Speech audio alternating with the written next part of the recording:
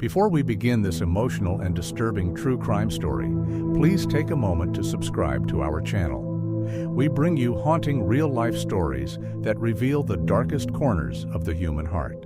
Stories that need to be told, remembered, and reflected upon. Now, this is the tragic tale of Nathan and Chloe Maddox, a story so taboo, so unsettling, that even seasoned investigators struggle to speak of it without emotion. It's a story of forbidden love, mental decline, and a deadly obsession that left an entire community shaken.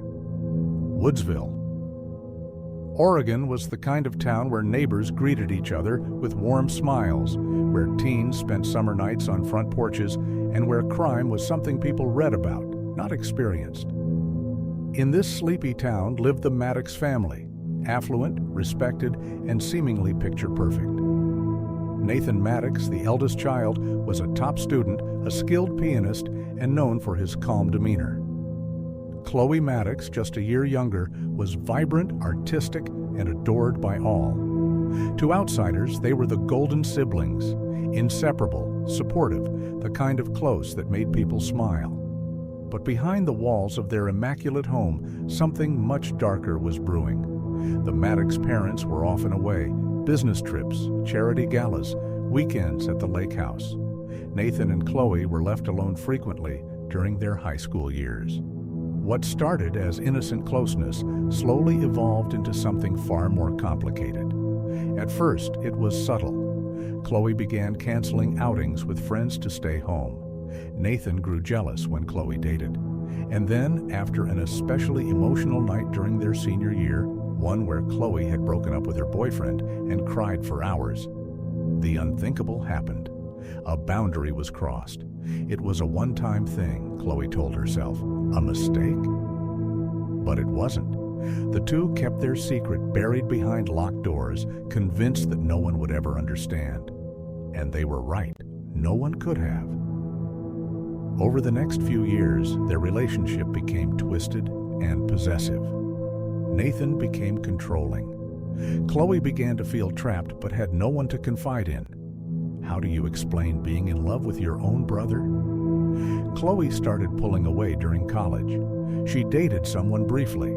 That's when Nathan's behavior turned dark. He would show up unannounced. He hacked into her email. He threatened to expose them both if she ever left him. She tried to move on, but emotional blackmail and years of manipulation pulled her back every time. Then came the weekend that ended everything. Chloe returned home for what her parents thought was a family weekend. Nathan had been behaving erratically. He'd lost weight, was drinking, and had withdrawn from his grad school program. Their parents had no idea about the real reason Chloe was visiting, to tell Nathan she was moving to New York and cutting ties for good. That Saturday night, Chloe and Nathan were left alone again. Neighbors later reported hearing shouting. One neighbor said they heard glass breaking. Another heard what sounded like a scream, then silence. The next morning, both Nathan and Chloe were found dead in Chloe's bedroom. Nathan had stabbed Chloe repeatedly before turning the knife on himself. Investigators were stunned. There was no suicide note, no obvious motive, until they found Chloe's journal hidden under a floorboard. The entries were gut-wrenching. She had documented everything, the beginning of the relationship, the shame, the lies, and finally, her fear. He says we'll be together in the next life. I think he means it. Her final entry was dated just 2 days before her death. I'm scared of him now. It became clear that Chloe had been trying to escape, and Nathan, facing a future without her, made a choice no one could have predicted. Woodsville fell into stunned silence. The story made national headlines, not just for the taboo love story, but for the mental unraveling that led to such violence. Some blamed the parents, others pointed to a failure in the system. Why hadn't anyone noticed? Chloe's best friend revealed that Chloe had tried to end things several times, but fear and shame kept her trapped. A candlelight vigil was held for both siblings. Some refused to attend, unable to mourn Nathan after what he'd done. Others wept for the 2 young lives lost to secrets, silence, and mental illness.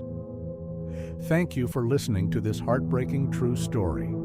It's a tragic reminder of how secrecy, shame, and untreated trauma can destroy lives from the inside out. If you found this story important or emotionally moving, please subscribe to our channel for more real, unforgettable cases.